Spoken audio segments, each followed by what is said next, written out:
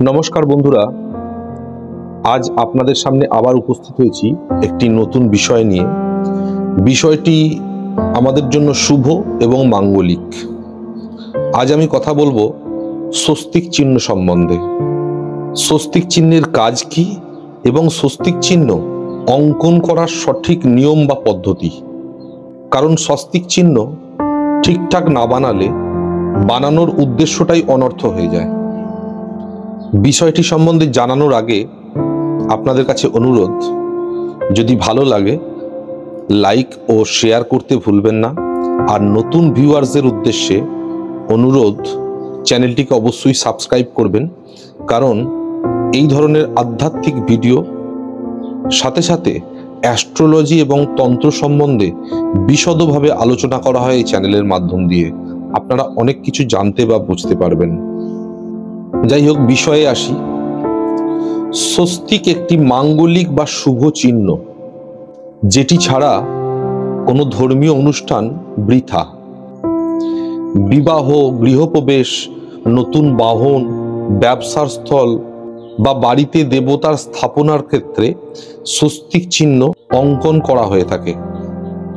স্বস্তিক চিহ্ন ভগবান গণেশজির সিম্বল বা বাসস্থান বলে মানা হয়।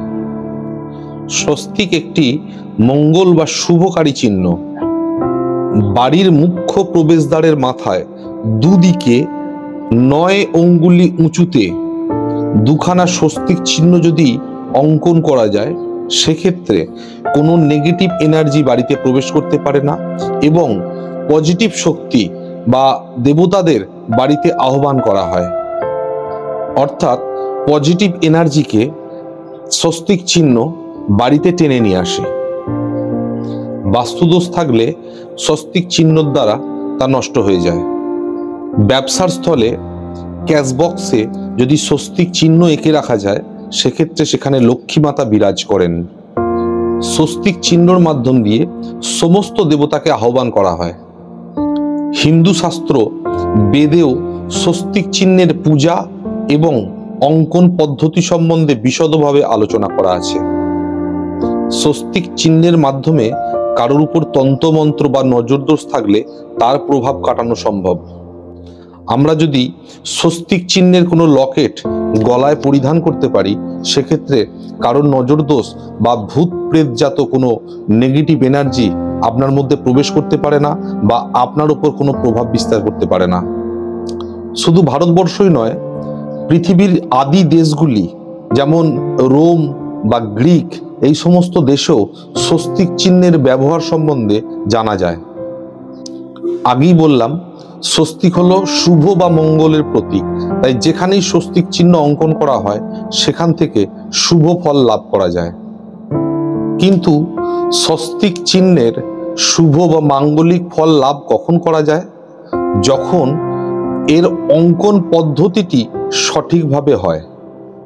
অর্ধেকের বেশি মানুষ এটাই জানেন না স্বস্তিক চিহ্ন অঙ্কন করার সঠিক নিয়মটি, যার জন্য সেটা শুধু অঙ্কনই হয়, এর থেকে কোনো শুভ ফল পাওয়া যায় না।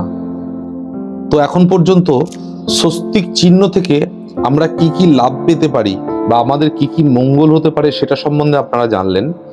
এবার আপনাদের জানাবো স্বস্তিক চিহ্ন সঠিকভাবে কি করে অঙ্কন করা যায়। স্বস্তিক কথার অর্থ হচ্ছে শুভ ফল প্রদানকারী। আপনারা প্রায় সকলেই স্বস্তিক চিহ্ন সম্বন্ধে পরিচিত আছেন। কোনো কোনো শাস্ত্রে এই স্বস্তিক চিহ্নকে গণপতি মহারাজের আকৃতি বলে বর্ণনা করা হয়েছে। এবার জেনে নিই এই চিহ্ন আমরা কিভাবে বানাবো, তার সঠিক পদ্ধতিটি কি।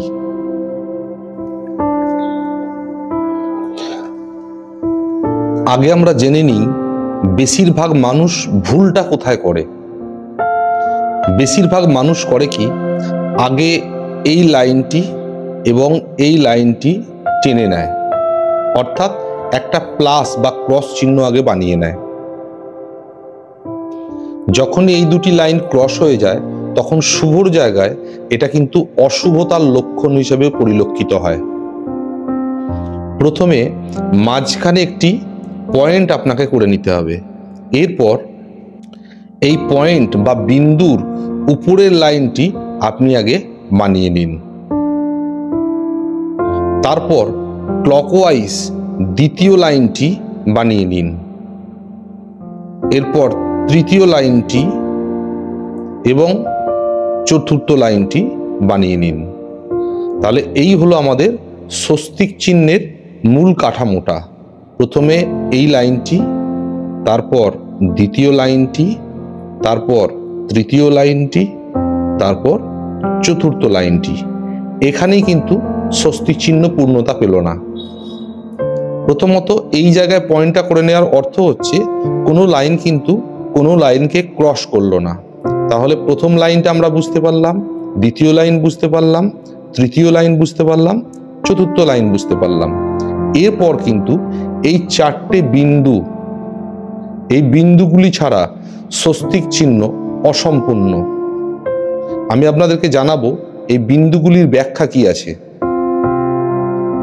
এবং সর্বশেষে ডান দিকে দুটি লাইন এবং বাম দিকে দুটি লাইন আপনাকে অঙ্কন করতে হবে। এই হলো পরিপূর্ণ স্বস্তিক চিহ্নের অঙ্কন। এবার আমি আপনাদেরকে বোঝাবো এই যে স্বস্তিক চিহ্ন আমরা আঁকলাম এর বিন্দুগুলি কি এবং এর লাইনগুলি বা কি। প্রথমত এই যে ক্লকওয়াইজ রেখাগুলো আমরা বানালাম এটাকে বলা হয় পরিক্রমা। এরপর এই যে চারটি বিন্দু আমরা দিলাম, প্রথম বিন্দু হলো ধর্ম,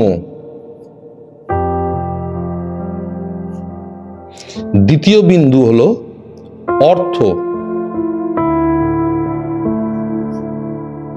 তৃতীয় বিন্দু হলো কাম, আর চতুর্থ বিন্দু হলো মোক্ষ।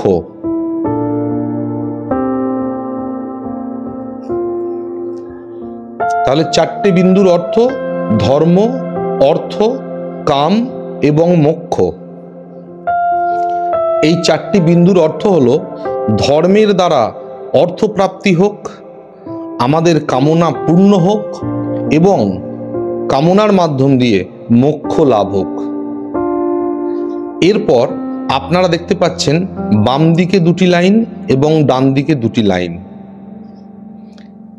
এই লাইনটি হলো ভগবান গণেশের স্ত্রী ঋদ্ধি।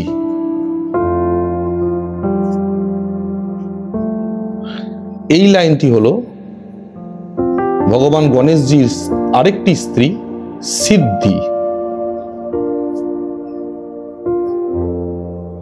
তাহলে ঋদ্ধি এবং সিদ্ধি ভগবান গণেশজির দুই স্ত্রী এবং তার দুই সন্তান শুভ